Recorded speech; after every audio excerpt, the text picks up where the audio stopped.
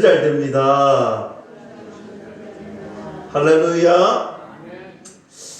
우리 12월에 들어서 이 팔복 산상수훈에 관해서 말씀하고 있습니다.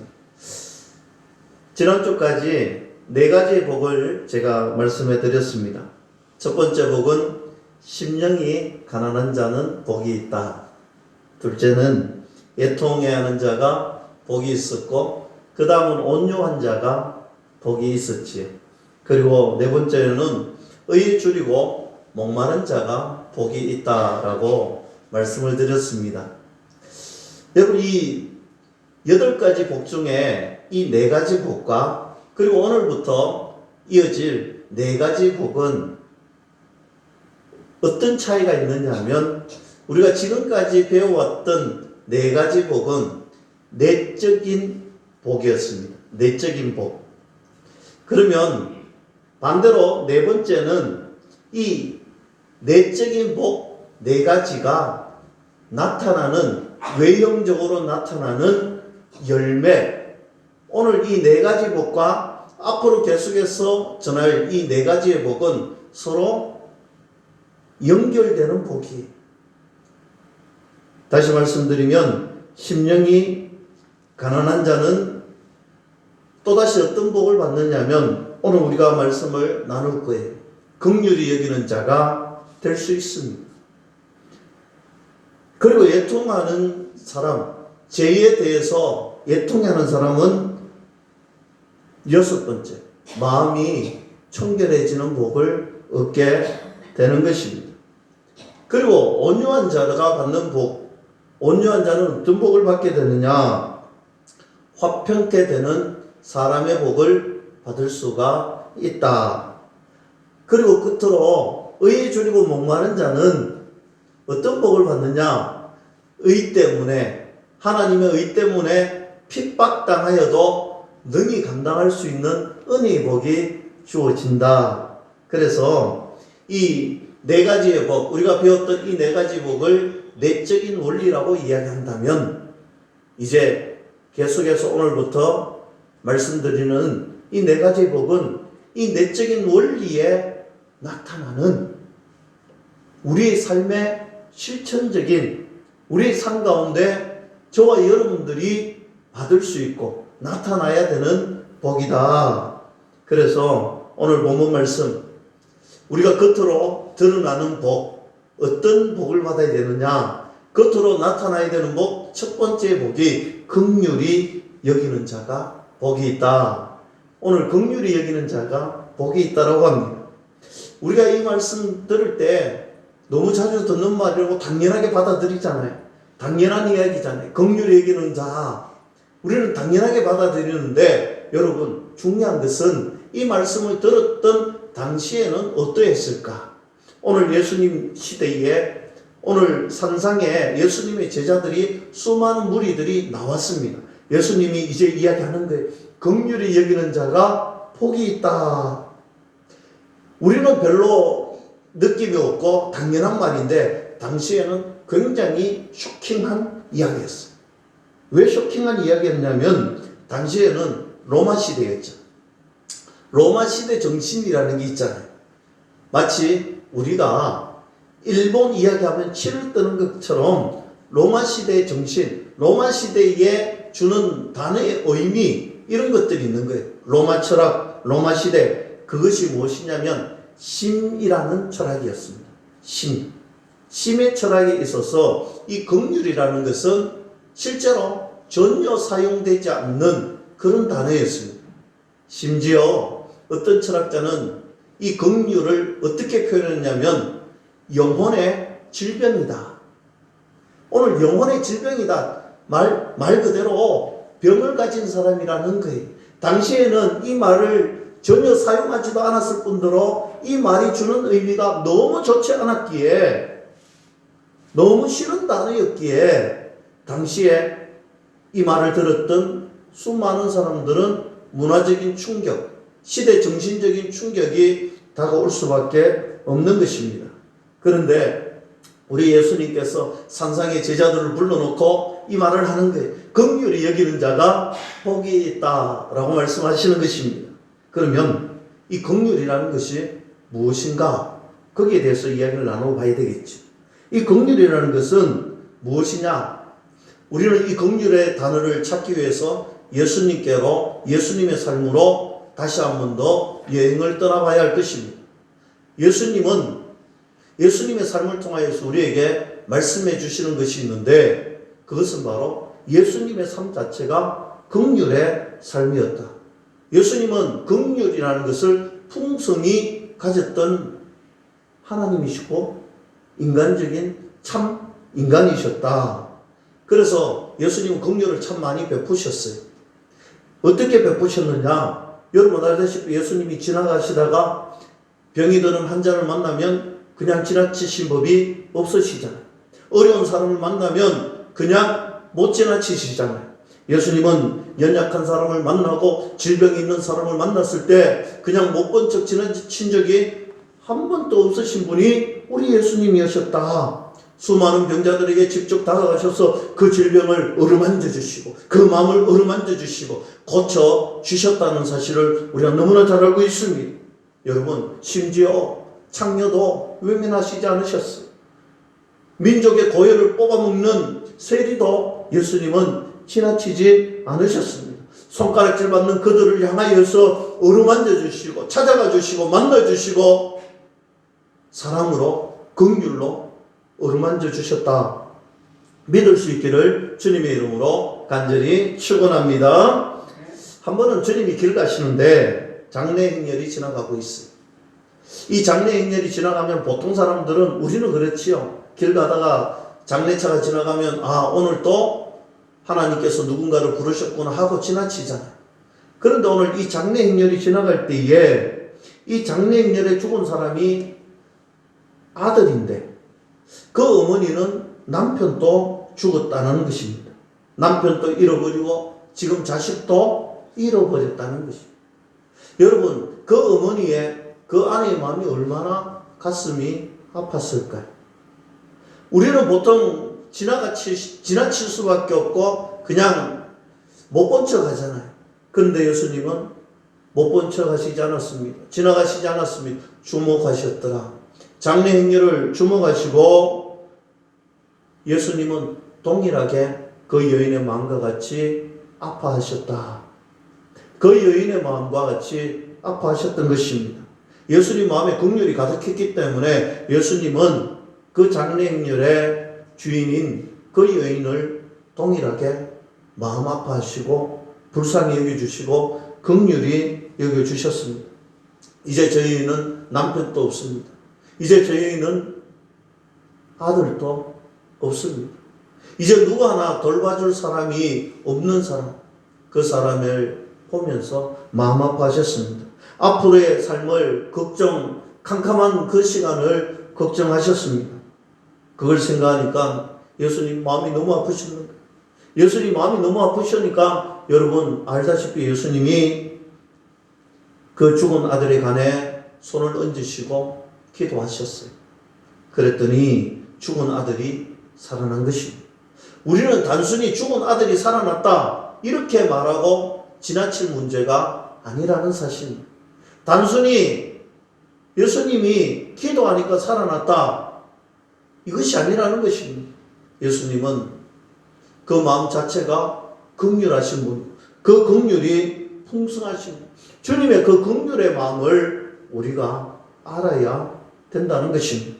주님은 긍휼이 풍성하신 분입니다. 사랑하는 성도 여러분, 그럼 긍휼이 무엇이냐? 쉽게 표현하면 그런 것입니다. 수많은 정의를 가지고 있지만 단순하게 긍휼의 단어, 표현을 하라면 동일시다. 동일시. 똑같은 마음이다. 여러분, 이 사람의 아픔이 나의 아픔이 되고 저 사람의 고통이 나의 고통이 되고 저 사람의 아픔과 고통이 내 마음속에 똑같이 느껴지는 것, 이것을 동일시, 동일한 마음이라고 하잖아요. 긍휼은 그런 것입니다. 내 마음이 저 마음하고 똑같다는 거예요. 사랑하는 성도 여러분, 이 동일시 마음, 이 긍휼의 최고의 공이라고 하죠. 최고가 무엇일까요? 그것은 바로 십자가입니다. 예수님이 달리셨던 그 십자가가 긍휼의 최고봉이라고 할 수 있을 것입니다. 최고의 절정이지.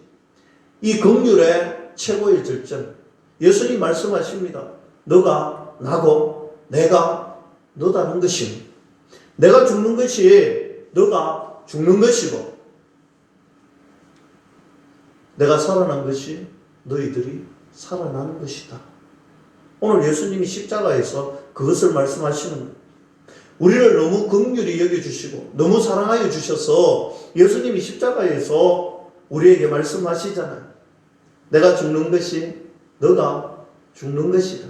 우리는 영원히 죽을 수밖에 없는 죄의 종로거든 영원한 정벌을 받을 수밖에 없는 그런 죄인이었는 죽을 수밖에 없는 심판 아래에 놓여있는 우리들이었는데 예수님이 대신 죽어주시고 대신 십자가에서 우리의 죄를 짊어지시고 죽으셨다는 거예요. 그리고 말씀하시는 거예요. 내가 죽는 것이 곧 너희의 죽음이다. 내가 짊어진 이 십자가가 너희들의 십자가다라고 말씀해 주시는 겁니다. 믿을 수 있기를 주님의 이름으로 간절히 축원합니다.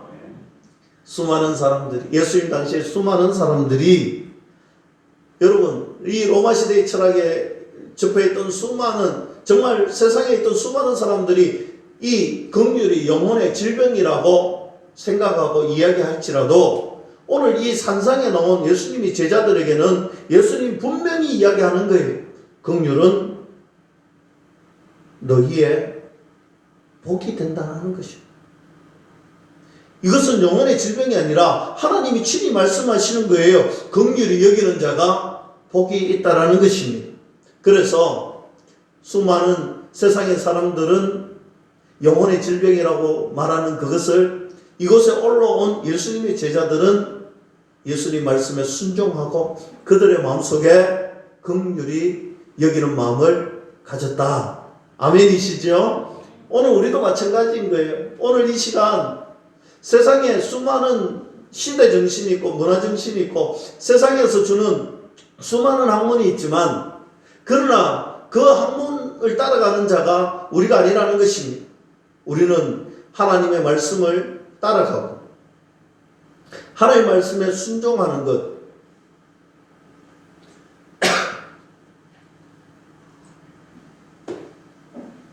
그것이 저와 여러분들이 걸어가야 할 길이다. 믿음이라는 것은 그렇습니다. 얼마나 세상적인 잣대로 효과적이냐 세상적인 방법으로 얼마나 효율적이냐 이것을 따지는 것이 아니라는 것입니다. 믿음은 내 생각, 내 지혜, 세상이 주는 관점이 다르더라도 하나님이 말씀하시면 아멘.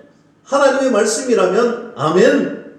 저는 그 말씀 따라갈래요. 저는 그 말씀에 순종할게요. 이것이 바로 믿음의 사람이 걸어가야 할 길입니다. 여러분 여호수아가 가나안 약속의 땅에 진격할 때 첫 번째 만났던 여리고성에서 하나님은 세상적인 전략 전술을 가르치지 않으셨습니다. 세상적인 방법을 가르치지 않았습니다. 어떻게 무기를 사용하는지 가르치지 않았습니다. 그냥 그 땅을 밟으라는 거예요. 그 다음날에도 그 땅을 밟으라는 거예요.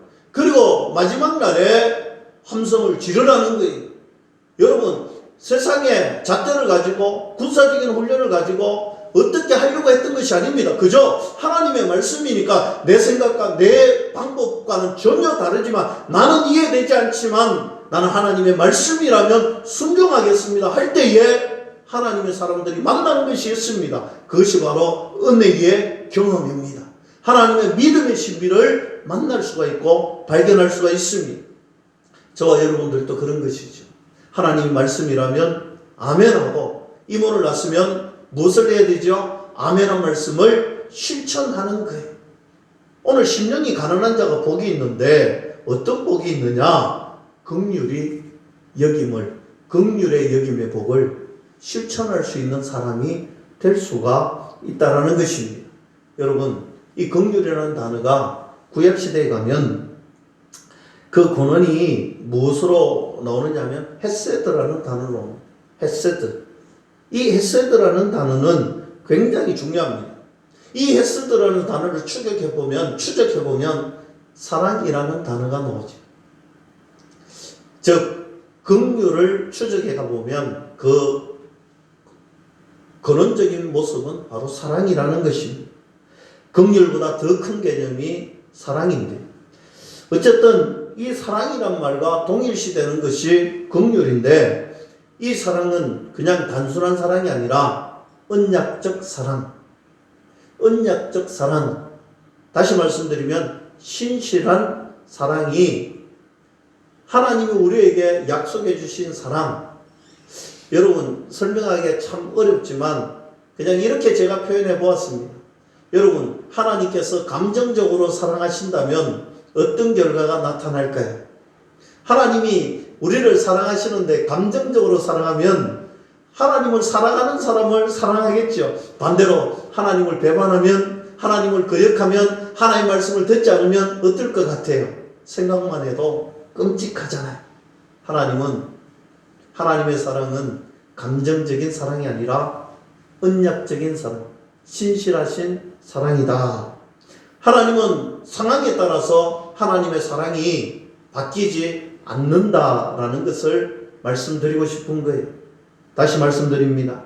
하나님은 늘 똑같이 사랑해 주신다.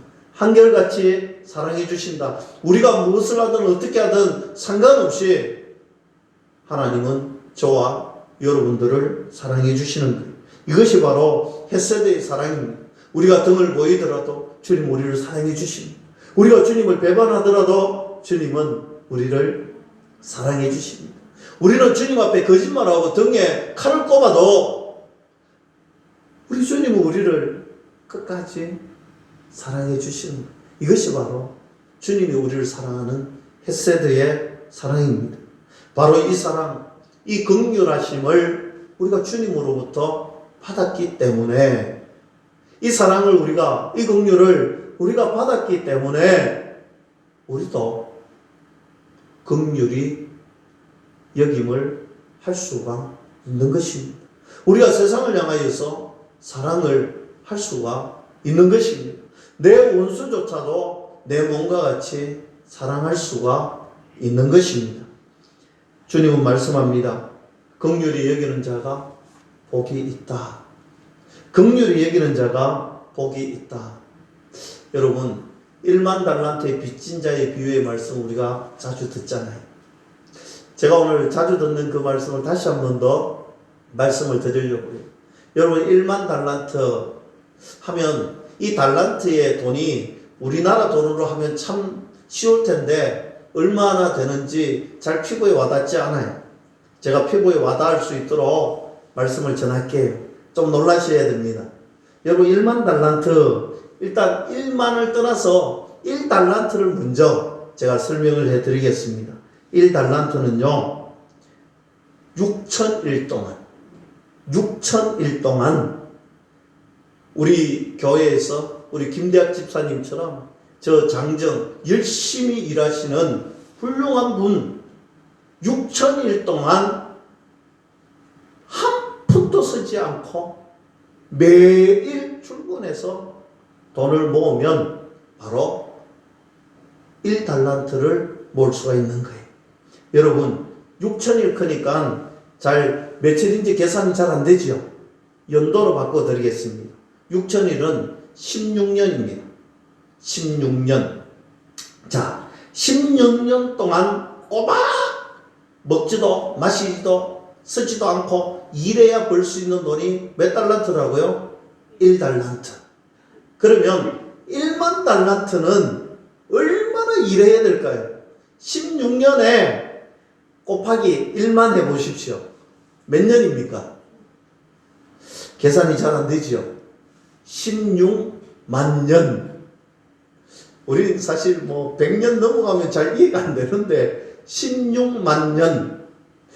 별로 놀라지도 않네요.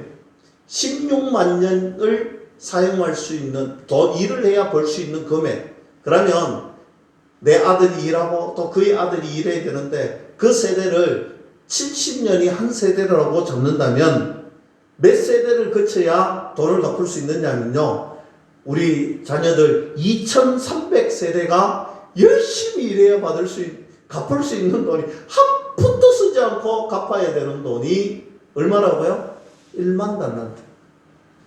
오늘 이렇게 엄청난 빚을 탕감받았습니다. 근데 잘 아시죠? 이렇게 조건 없이 탕감받았던 그가 100데나리온을 빌려준 사람을 불러서 100데나리온을 못 갚는다고 구박하고 감옥에 보낸 사건이 있잖아요.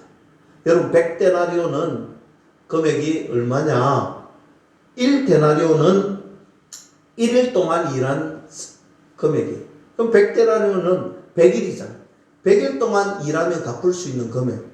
자기는 1만 달란트를 탕감받았는데 100데나리온 탕감해주지 못하고 그를 괴롭혔던 것입니다. 여러분 그때 1만 달란트 탕감시켜준 분이 이렇게 이야기합니다. 내가 너를 불쌍히 여긴 것 같이 너도 그를 불쌍히 여기는 것이 마땅하다. 너가 긍휼함을 입었으니 너가 긍휼함을 베푸는 것이 마땅하다. 이 이야기가 누구의 이야기일 것 같아요? 여러분 이 이야기는 바로 저와 여러분들의 이야기입니다. 이 이야기는 남의 이야기가 아니에요. 이 이야기는 바로 저와 여러분들의 이야기입니다. 하나님 앞에서 우리 모두는 도저히 갚을 수 없는 하나님의 긍휼과 하나님의 사랑을 받았습니다. 하나님의 긍휼과 하나님의 사랑. 우리는 예수 그리스도의 피가 보혈의 능력으로 새 사람이 되었습니다. 우리는 예수님의 사랑으로 우리는 새로운 사람, 영원한 생명을 보장받았습니다. 그렇게 상상할 수 없는 은혜를 받았던 저와 여러분들. 그래서 이 긍휼함을 입었던 저와 여러분들에게 예수님은 분명히 말씀합니다. 너가 긍휼함을 받았으니 너도 긍휼히 여기는 것이 마땅하다. 여러분 우리가 긍휼을 여기는 것은요. 해도 되고 안 해도 되는 문제가 아니라 마땅히 해야 되는 것입니다.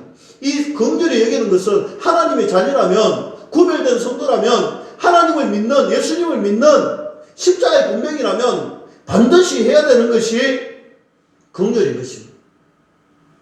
여러분 긍휼히 여김을 받은 만큼 긍휼히 여길 줄 아는 믿음의 자녀들이 다 될 수 있기를 주님의 이름으로 간절히 축원합니다.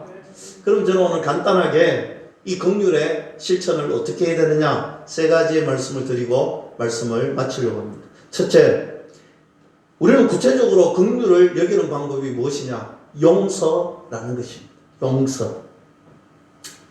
여러분, 내가 용서받았기 때문에, 우리가 용서받았기 때문에 우리도 용서하는 것이 마땅하다는 것입니다. 우리가 2020년 한 해를 마무리하면서 여러분 마음속에 한번 생각해 보세요. 용서해야 되는데 용서하지 못하는 사람이 있습니까? 저 사람 만나면 돌아가고 싶고, 저 사람 만나면 왠지 화가 나고, 저 사람 만나면 도저히 용서할 수 없을 것 같은 사람이 여러분 가슴에 있습니까?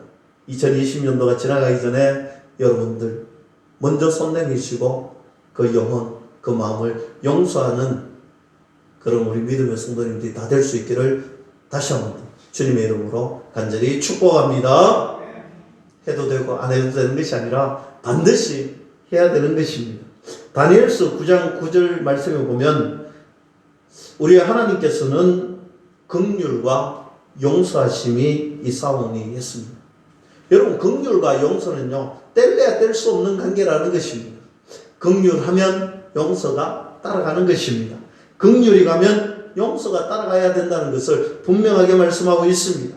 그래서 긍휼히 여김을 하는 자는 용서라는 실천을 반드시 해야 된다는 것입니다. 주님 말씀합니다. 마땅하다는 거예요. 예수 그리스도를 한번 생각해 보세요. 주님이 십자가에 못 박히시기 전에 여러분 한번 생각해 보세요. 수제자 베드로도 주님 모른다고 도망가 3번이나 부인했잖아요. 오늘 예수님이 그 십자가 영도로 갈 때 제자들은 어떻게 했습니까? 숨어 지냈잖아요.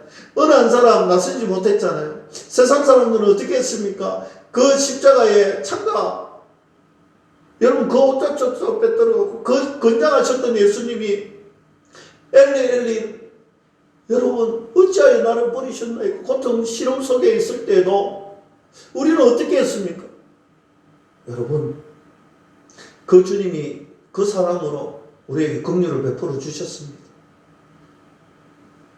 그 긍휼을 받았던 우리가 나를 좀 할퀴었다고, 나를 좀 비방했다고, 내 마음에 좀 상처를 내었다고, 나에게 좀 고통을 주었다고, 여러분, 우리가 나를 할킨 사람, 나에게 고통 주었던 사람, 나에게 실망을 일으켰던 사람 우리가 용서하지 못한다면 우리는 예수님의 사랑을 받은 자가 아니잖아요. 여러분, 예수님 사랑 생각하면 나를 좀 할킨 사람 용서 못할 것이 뭐 있습니까? 좀 섭섭하게 한 사람 용서 못할 것이 뭐 있습니까? 나에게 좀 화나게 한 사람 용서 못할 것이 뭐 있습니까? 나를 분노케 했다고, 나 저 사람 절대 보지 못하겠다는 사람, 오늘 이 시간 이후로 이 문을 놨을 때는 그 마음이 눈 녹듯이 사라지고, 오늘 이 문을 나서는 그 순간 그 영혼에게 먼저 손 내미는 그런 저와 여러분들이 될 수 있기를 주님의 이름으로 간절히 축원합니다. 두 번째로, 우리가 실천할 때, 이게 긍휼을 실천할 때 어떻게 해야 되느냐? 동일시해야 된다 했잖아. 동일한 마음으로 차별 없이 대해야 된다. 요한복음 8장 10절에 가면 예수께서 일어나사 여자 외에 아무것도 없는 것을 보시고 이르시되 여자여 너를 고발하던 그들이 어디 있느냐, 너를 정죄할 자가 없다 했습니다. 여러분, 이 말씀의 배경은 잘 알다시피 간음하는 여자가 사람들에게 잡혀옵니다. 현장에서 들통나서 잡혀옵니다. 그때 예수님이 그 수많은 사람들을 향하여서 하신 말씀이지요. 수많은 사람들이 돌로 그 여인을 정죄하고 죽이려고 할 때에 이 자리에 있는 너희들 가운데 죄 없는 자가 돌로 쳐라 했을 때 한 사람도 그 자리에 없었다라는 사실입니다. 그때 예수님이 그 여인에게 간음하다 현장에서 들통나서 지금 혼비백산 죽을 정말 고통 속에 있던 그 여인에게 찾아가서 이야기합니다. 여자여, 우리가 한글 표현을 보면 여자여 하면 좀 얕잡아 보는 것 같고 좀 비하하는 듯한 분위기가 나지만, 그러나 이 예수님 시대의 여자여라는 이 단어는요, 예수님이 여성에게 할 수 있는 최고의 극존칭이었습니다. 최고의 극존칭. 오늘 다른 사람들은 때려 죽이려고, 돌로 쳐 죽이려고 멸시하고 분노했던 대상인 오늘 이 여인에게 와서 예수님은 극존칭을 해줍니다. 이 극존칭이 또 등장하는 것이 어디냐면, 여러분 요한복음 19장 26절 말씀에 보면 예수께서 자기의 어머니와 사랑하시는 제자가 곁에 서 있는 것을 보시고 자기의 어머니께 말씀하시되 여자여 보소서 아들이다 했습니다. 오늘 예수님께서 십자가 위에서 오늘 제자에게 자신의 어머니를 부탁하는 장면입니다. 그때 예수님이 그의 어머니 극존칭, 그의 어머니 극존칭을 부를 때 여자여라고 했습니다. 이 말은 무슨 말이냐? 우리 예수님은 긍휼이 풍성하셔서 긍휼의 은혜가 풍성하면 어떻게 하느냐? 이 사람이 누구인지 간에 상관없이 최고로 동일하게 대해준다는 것입니다. 여러분, 한국에는요 참 그런 것 같아요.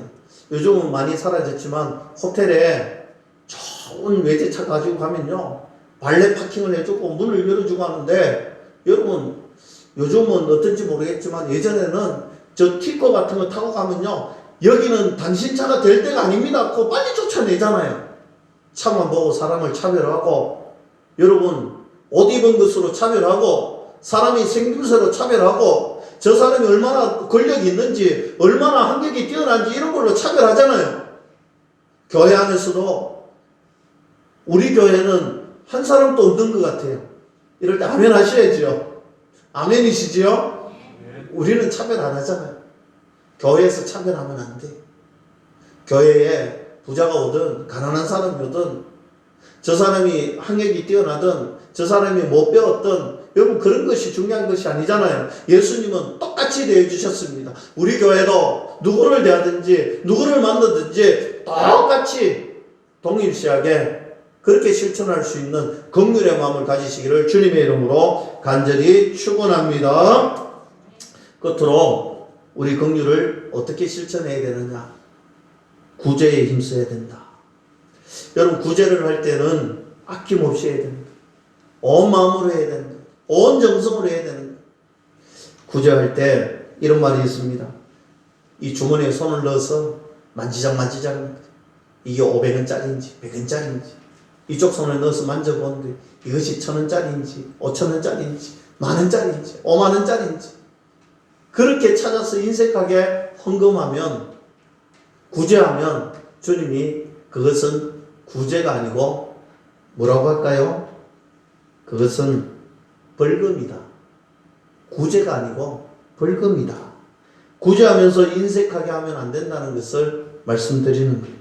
세상에 땀 흘려 번 돈, 하나님의 선한 사역을 위해서 우리가 어떻게 해야 되느냐? 최선을 다해서 최상의 것을 기쁨으로 드릴 수가 있어야 되는 것입니다. 초대교회에 보면 사도 바울이 쓰신 대부분의 끝에 가면 연보에 관한 이야기가 나옵니다.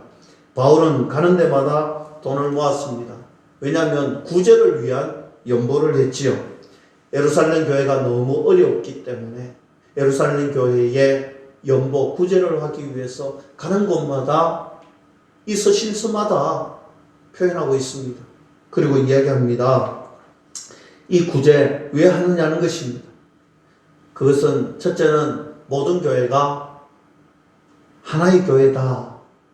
이 모든 교회는 하나님의 하나의 교회다 라는 것을 알기 위해서고, 오늘 예루살렘 교회나 이방 교회나 우리 한국 교회나 저 외국에 있는 교회나 똑같다는 것입니다. 믿음의 실천을 강조하는 것입니다. 여러분, 성경에 나오는 믿음은요, 명사로 사용된 적보다는 동사로 사용된 적이 훨씬 많다는 것입니다. 무슨 말인지 아시죠? 동사를 많이 사용했다는 것은 이 믿음은 실천적으로 해야 된다는 것입니다. 현실적으로 해야 된다는 것입니다.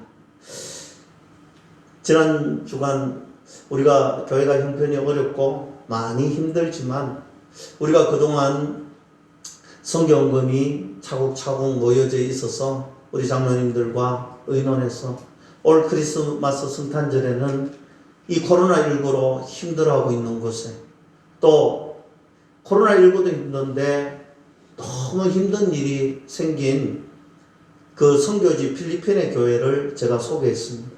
그리고 힘든 이 시기에 선지동산의 학생들을 위한 장학금을 조금 했으면 좋겠다. 우리 장로님들이 아이고 모두 다들 아이고 해야 되지요. 그런데 어제 제가 말씀을 정리하고 이제 선교지에서 한 통의 편지를 받았는데, 우리가 선교지에 우리가 구제하려고 했던 교회에서 저에게 급한 메시지가 하나 왔습니다. 오늘 제가 이렇게 뽑았는데, 기독신문에 이번 주에 기독신문에 나는 기사에 코로나19로 너무 힘든데 태풍이 와서 교회가 다 무너진 거예요.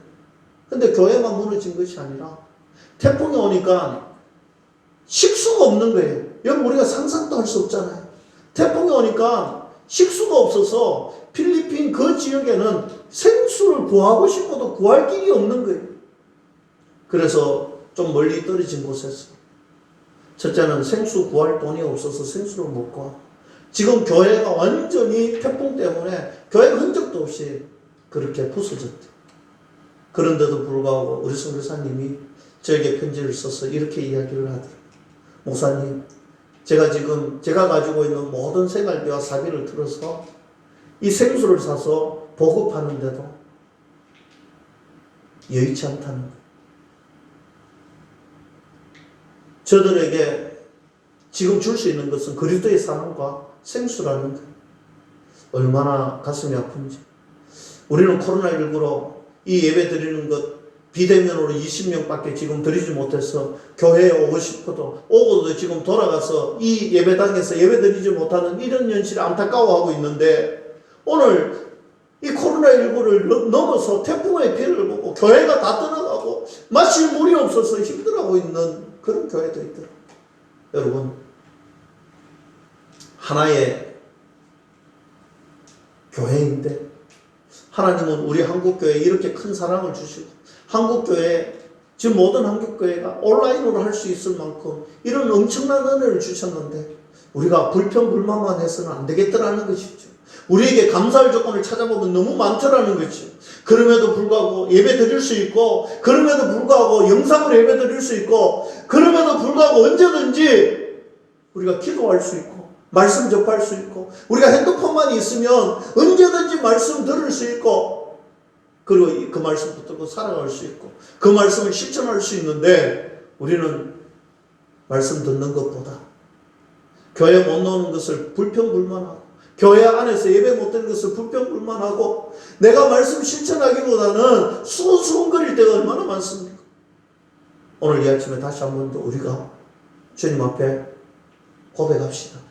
주님 말씀에 순종하고 우리의 마음이 주님이 우리를 긍휼히 여겨주셨듯이 우리를 또 긍휼히 여김을 반드시 우리의 심령이 가난해지고 우리가 긍휼의 마음을 품고 전하는 사람이 되겠습니다. 실천하는 사람이 되겠습니다. 내가 용서하지 못한 사람 용서하겠습니다. 저들의 마음을 동일하게 품겠습니다. 그리고 내가 할 수 있는 한 최선을 다하여서 구제하겠습니다. 여러분, 교회가 형편과 처지가 많이 서로가 어렵지만 그런 가운데서도 금번 12월 25일 성탄절에는 우리 교회가 처음으로 선교지를 향하여서 또 선지동산을 향하여서 또 지역을 향하여서 잠시 구제하려고 합니다. 여러분 마음이 동하시는 분들은 성탄 헌금 외에 여러분도 구제의 마음을 담아서 주님 앞에 드리시면 그 돈은 구제하는 데에만 하나님 이름으로 그들에게 사랑과 마음을 전하겠습니다. 말씀을 맡겠습니다. 하나님은 저와 여러분들에게 사랑과 은혜를 1만 달란트 이상의 영원한 사랑과 은혜를 긍휼을 베풀어 주셨습니다. 그리고 주님은 우리에게 명하십니다. 너희가 긍휼을 받은 것처럼 긍휼히 여기라. 긍휼히 여기는 자가 복이 있다. 내가 너희들에게 복 줄게. 말씀에 순종해라. 그 말씀 붙들고 살아가는 저와 여러분들이 될 수 있기를 주님의 이름으로 간절히 축원합니다. 기도하겠습니다.